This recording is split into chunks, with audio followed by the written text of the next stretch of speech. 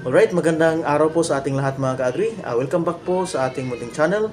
And ito po ay AgriTalk segment. So atin pong tatalakayin yung ating mga katanungan, especially sa ating mga ka-farmer or ka-agri na may mga importanteng mga concern. Meron magtatanong mga ka-agri kung ano ba daw ang magandang gamitin sa pagmumulch. Ito ba ay plastic mulch or leafy material or yung mga damo-damo? So atin po niyang sagutin dito po sa segment na ito. But before that, ano ba itong mulching, no?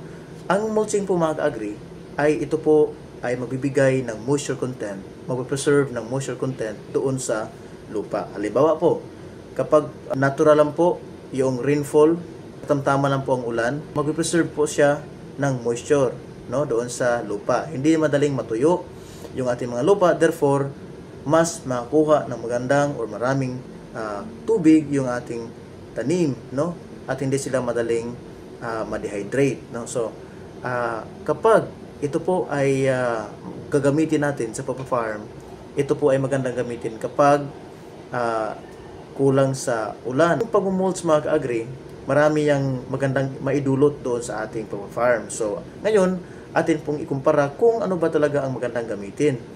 First thing first mga ka-agri, atin pong i-consider kung gaano ba kalawak yung ating area, no, na paglagyan o gagamitan ng mulching technology. Pangalawa, kailangan po nating identify din yung ating kakayahan as a farmer, no, na bilhin yung ating mga agri inputs.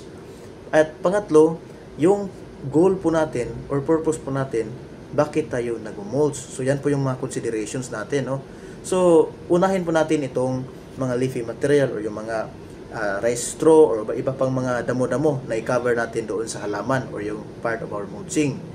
Napakaganda niyan gamitin mga ka-agri, especially kung ang purpose nyo po ay organic farming. Why? Because ito pong mga damo na ito or yung mga straw na ito, once ma-decompose po ito and mamimix doon sa soil, ito po ay mag-a-add ng nutrient content doon sa lupa, no? And that is very good practice kung tayo po ay nag-organic farming. Isa pa niyan, napaka-cheap ito. Medyo mura lang po actually yung paglagay ng mga mulching dahil po ay makikita lang naman natin itong mga material na ito sa paligid.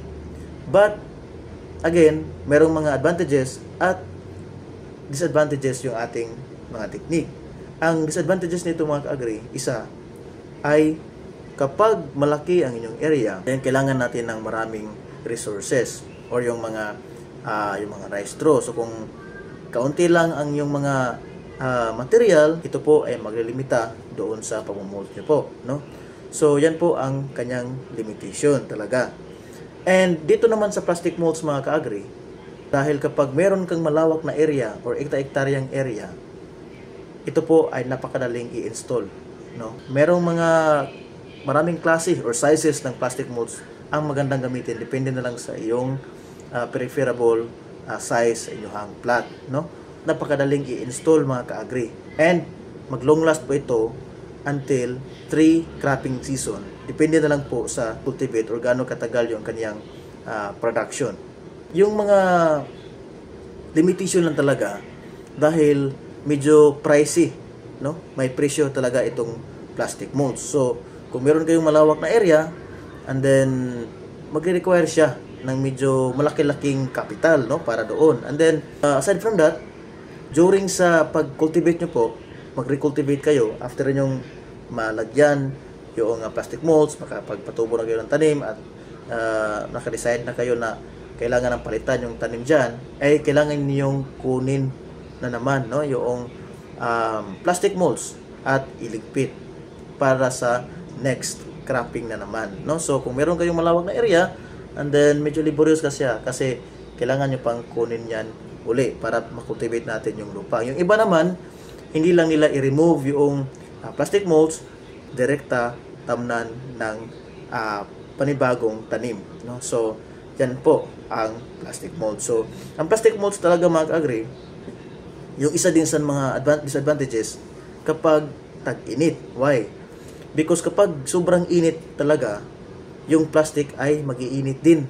So, kapag nasa malapit siya, yung tanim natin, nasa surrounded by plastic molds, at napakainit yung plastic molds, ay talagang may epekto yan doon sa ating tanim, no? So kailangan talaga itong mga plastic molds, maganda ito, pero during talaga sa dry season, or especially sa dry spell or El Nino, ay yung plastic molds ay hindi na natin i-recommend.